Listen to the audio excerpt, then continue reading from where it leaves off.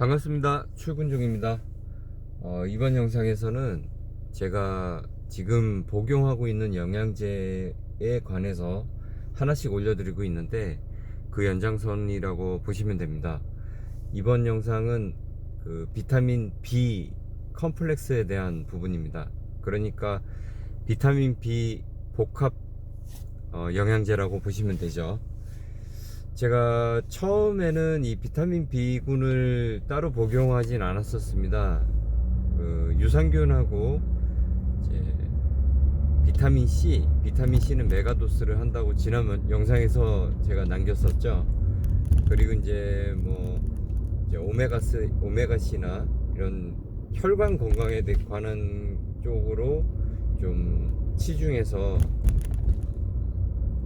알아보고 복용하고 했었는데 비타민 B가 생각보다 중요하다는 것을 좀 이번에 또 새롭게 영양제 공부를 하면서 어떤 영양학적인 공부를 하면서 좀 알게 된 부분이 있어 복용을 시작을 했는데요. 일단은 그 부분에 대해서 먼저 말씀드리면, 우리가 체내에서 이제 비타민 B군이 하는 작용 중에 가장 큰 것은 어떤 대사작용입니다. 대사라고 하면은 체내에서 어떤 영양분을 분해해서 그 영양소로 사용을 하고, 또 나머지 사용하고 남은 것들은 또 배출하고, 이런 전반적인 순환 과정을 이제 대사작용이라고 합니다. 그런데 이 대사작용을 하는 데 있어서 가장 많이 쓰이는 것 중 하나가 비타민 B라고 해요. 그래서 대사효소와 소화효소로 봤을 때 여기에 이제 우리가 섭취하는 단백질이 사용이 되는데, 대사효소에는 단백질 뿐만 아니라 이 비타민 B군이 더 필요로 한다고 합니다. 그래서 대사작용이 잘 이루어지지가 않았을 때 이제 여러 가지 몸의 불편함을 느낄 수가 있는 거죠. 일단은 단백질과 함께 이제 대사효소가 만들어지지 않으니까 영양분 섭취가 안 되고, 영양분 그 분해라던가 몸에서 쓰이지 않고 그대로 남기 때문에 현대인들이 이 비만이 많이 걸릴 수 있는 것 중에 하나라고 이야기를 하더라고요. 그러니까 비타민 B가 부족하면 이제 비만의 확률을 좀 더 높인다는 거죠. 그 이야기는 체내의 어떤 당의 분해라든가 이런 부분, 그러니까 당뇨 발병률도 높일 수가 있다고 하는 겁니다. 저는 그 부분이 어떻게 보면 지금 이 비타민 B를 복용하게 된 가장 큰 이유라고 볼 수가 있고요. 실제로 효과를 보는 건 있어요. 체감으로 효과를 보는 부분은 다들 잘 아시다시피 어떤 비타민 B군은 대표 피로 회복제죠. 그런데 그 피로 회복이 되는 기전이 대사작용을 원활히 함에 따라서 발생을 한다는 겁니다. 대사작용이 이루어지지 않는 거에 대해서 비만이 오고 당뇨 발병률을 높이고, 또 뇌 쪽에 어떤 무기력을 주기도 하고, 이런 여러 전반적인 불편함들 있죠. 그런 것들이 좀 발생을 할 수 있다라고 하는데, 그러기 위해서는 비타민 B가 많이 쓰이는 만큼 많이 섭취를 해줘야 하는데, 지금 현대인들은 양질의 비타민을 섭취하기 좀 어려운 세상에 살고 있다라고 하죠. 대표적으로 이제 대량 생산이 그 이유라고 생각을 해볼 수 있습니다. 채소나 어떤 과일 같은 것을 재배를 할 때 우리가 자연적으로 그러니까 내가 텃밭에서 곡식을 길러 가지고 먹는 방식이 아니라 대량 생산을 하기 때문에 어떤 좁은 땅 안에 굉장히 밀도 높도록 식물을 심는다는 거죠. 그렇게 되면 땅속의 영양분을 흡수하는 이 영양분의 흡수량도 굉장히 적은 거고, 그리고 또 병충해의 어떤 위험으로부터 더 많이 노출이 되게 됩니다. 이렇게 이제 더 좁게 되면 그 안에 그 병충해들이 이렇게 더 잘 끓게 되잖아요. 더 잘 달라붙게 되고, 그만큼 농약을 더 많이 쓰게 되고요.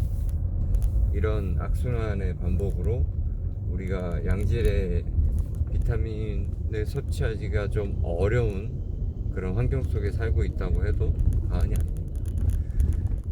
그렇기 때문에 영양소를 보충을 해줘야 되는 부분이고, 또 40대 이후부터는 그런 것들을 활용해서 대사할 수 있는 몸의 또 기능들이 따로 떨어진다고 하더라고요. 제가 그걸 좀 느끼고 있습니다. 40 이후에 처음으로 정형외과적 질환도 알아보고, 그리고 과거에도 다른 영상에서 남겼던 것처럼 그러니까 그냥 넘어갔을 법 했던 것도 신경 쓰지 않으면 이제 몸이 안 좋아지는 그런 상황들이 오더라고요. 무언가를 한 것과 안 한 것의 차이가 더 느껴지고, 무언가를 먹은 것과 안 먹은 것의 차이, 이런 것들이 느껴진다는 겁니다. 그래서 뭐 영양소에 대해서 이제 공부를 하게 된 계기가 되기도 하겠죠. 물론 뭐 가장 그 시초가 되는 것은 딸아이의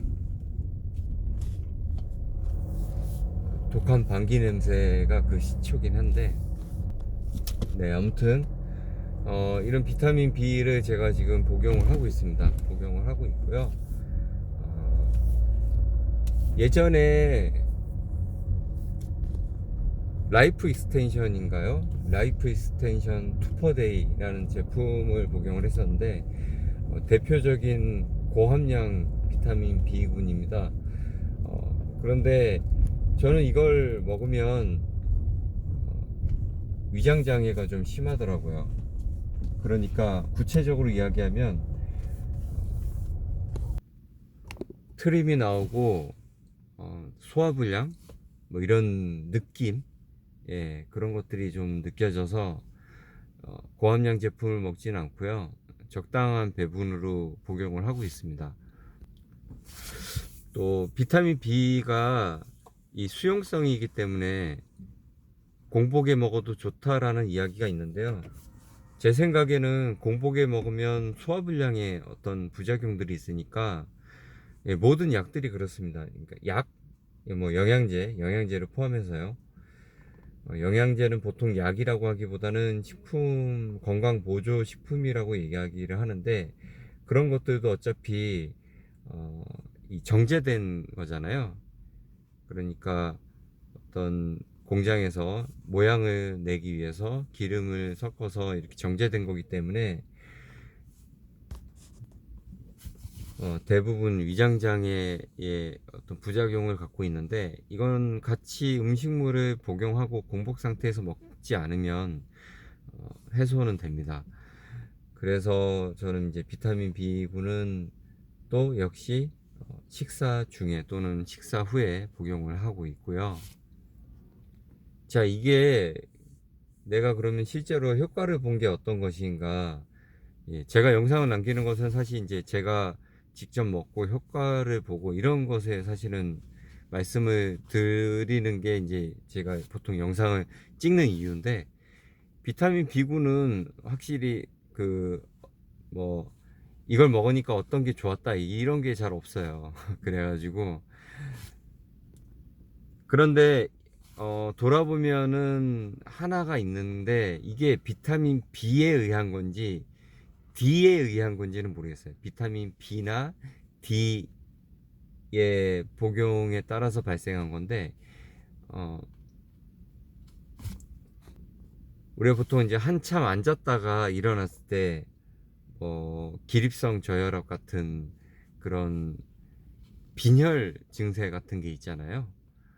그게 없어졌습니다. 예, 이게 확실한 게 저하고 같이 일을 하시는 이제 직장 동료분이 같이 뭔가 이렇게 쪼그려 앉아서 이제 물건을 어떤 수리를 한다거나 장시간 앉아서 이 검토를 하고 나서 일어나면 머리에 핑 도는 게 좀 있었거든요. 그분하고 저하고 두 분 둘 다. 그런데 그게 없어졌습니다. 근데 저만 없어졌고 같이 일하시던 분은 여전히 이제 어질어질하다고 하시더라고요. 여기서 좀 확실해지긴 했어요. 그런데 이게 정확히 비타민 B인지 D의 요소인지 그거는 잘 모르겠단 말이죠. 예, 그래서 어찌 되었건 간에 우리 몸에 대사작용을 하기 위해서 비타민 B가 필요로 하고 또 그 대사를 대사 활동이 마흔 이후부터 줄어들기 때문에 또 제가 그것도 느끼는 부분도 있기 때문에 저는 비타민 B군을 일단 복용을 한다고 말씀을 드릴 수 있겠습니다. 제가 실제로 뭐 체감한 것과 좀 거리가 좀 있어서 설명이 좀 매끄럽진 않았지만 양해해 주시기 바랍니다. 저는 그럼 다음 영상에서 뵙도록 하겠습니다. 감사합니다.